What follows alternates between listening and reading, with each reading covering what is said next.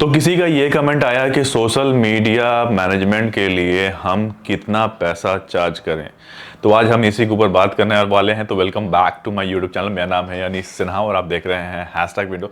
और गाइस, अभी तक आपने मेरा व्लॉग चैनल सब्सक्राइब नहीं किया तो लिंक डिस्क्रिप्शन में दिया हुआ है, जाके सब्सक्राइब ज़रूर कर लीजिएगा। देखिए, अगर आप मैं बात के मान के चल रहा हूँ कि सोशल मीडिया मैनेजमेंट आप काफ़ी टाइम से कर रहे हैं और प्रोजेक्ट की कॉस्टिंग समझ में नहीं आ रही है कि आखिर प्रोजेक्ट की कॉस्टिंग निकलती कैसे है, तो आज मैं इसी के ऊपर बात करने वाला हूँ। आपको बता देता हूँ।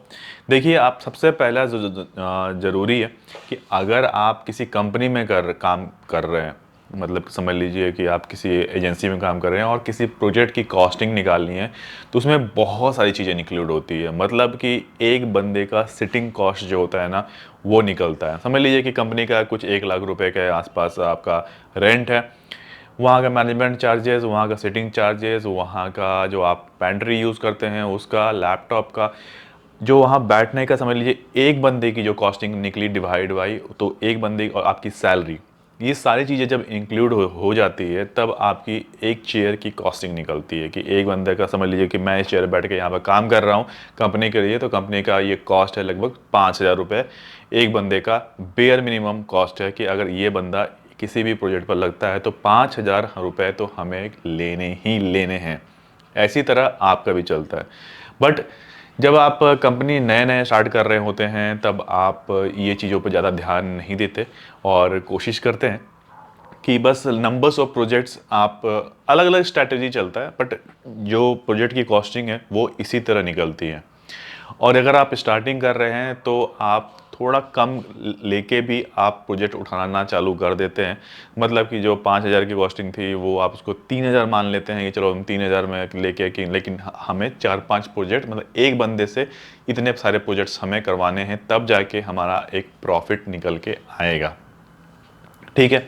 और मैं मान चल रहा हूँ कि अगर आप फ्रीलांसिंग कर रहे हैं तो आप सोच रहे हैं कि चलिए, मैं क्वेश्चन कुछ ऐसा ही आया था कमेंट में कि एक सोशल मीडिया मैनेजमेंट के लिए हमें कितना चार्ज करना चाहिए। सोशल मीडिया, जहाँ तक बात आती है कि आप उसके लिए क्या क्या चीज़ें सजेस्ट कर रहे हैं। आपने कर दिया इंस्टाग्राम, आपने कर दिया फेसबुक, आपने कर दिया ट्विटर, आपने कर दिया लिंक्डइन, आपने ये 4 चीज़ें आपने उसको सजेस्ट कर दिया। फर्स्ट स्टेप आएगा कि आखिर इस प्रोजेक्ट में कितने लोगों की इन्वॉल्वमेंट रहने वाली है। तो पहला आपकी रहेगी, आप एज अ डिजिटल मार्केटिंग। ठीक है। आप पोस्ट डिज़ाइन कौन करने वाला है, या आप खुद कर रहे हैं? अगर नहीं, तो जो प्रोजेक्ट, जो पोस्ट डिज़ाइन करेगा उसकी कॉस्टिंग।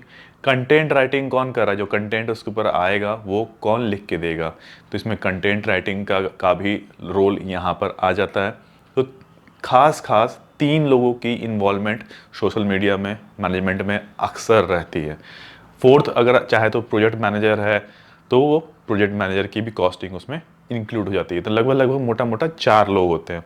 प्रोजेक्ट मैनेजर को एक टाइम को मैं हटा देता हूँ, क्योंकि आप फ्रीलांसिंग की हम बात कर रहे हैं, तो इसमें 3 लोगों की इन्वॉल्वमेंट रहेगी।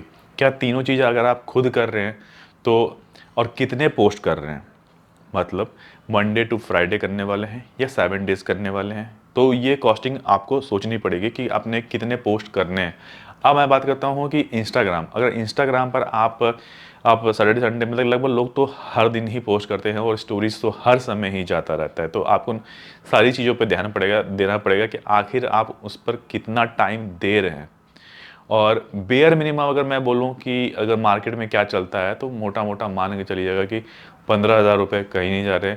10 से 15 हज़ार बेयर मिनिमम है कि सोशल मीडिया ब्रांडिंग अगर कोई करवा रहा है, तो 15,000 रुपये महीने की बात कर रहा हूँ। आप बिल्कुल चार्ज कर सकते हैं इतना पैसा, क्योंकि आपके एंड ऑफ द डे कुछ ना कुछ जेब में बचना चाहिए। आप दिन के, मान के चल रहा हूँ, 2 घंटे देंगे इस प्रोजेक्ट को, एक प्रोजेक्ट को, तो कम से कम आप 8 घंटे भी काम किए तो 4 प्रोजेक्ट आपने पकड़ लिया इस तरह से, तो आपका काम निकल जाएगा। ठीक है। तब आपको आप एक धीरे धीरे करके अच्छी सैलरी, कुछ चीज़ें धीरे धीरे करके ना वो ऑटो मोड पर होना स्टार्ट हो जाता है। जैसे कि आपने पहले स्टार्टिंग के 3 महीने उस प्रोजेक्ट को खड़ा करने में आपके 2 घंटे लग रहे थे, तो वो धीरे धीरे करके वो काम नीचे आएगा और लगभग 1 घंटे में आपका वो काम ख़त्म हो जाएगा। तो फिर भी आपको जो चार्ज करना है वो 15,000 करना है। अगर क्लाइंट की डिमांड ज़्यादा होती है तो आप उससे पैसा ज़्यादा चार्ज कर सकते हैं, लेकिन 15,000 से ऊपर ही कीजिएगा, नीचे मत कीजिएगा।